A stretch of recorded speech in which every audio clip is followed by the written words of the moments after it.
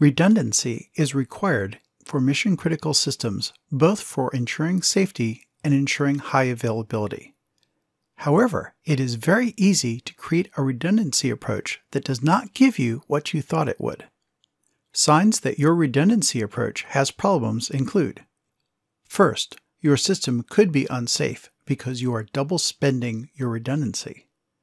What this means is that you're counting on the same redundancy for both safety and fault detection, which usually does not work out.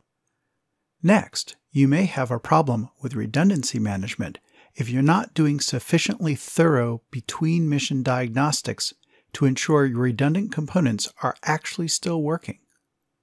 And finally, you may have a problem with redundancy management if you have low test coverage on your redundant components when you do that component testing. In June 1999, a gasoline pipeline in Bellingham, Washington ruptured, releasing 237,000 gallons of gasoline. The gasoline flowed into a creek and caught fire, causing a large burn zone that resulted in $45 million of damage and, unfortunately, 3 fatalities.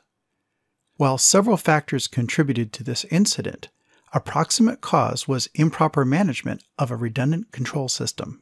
The online controller became non-responsive during a pressure surge, and by the time the backup controller could be brought online, it was too late and the pipeline ruptured.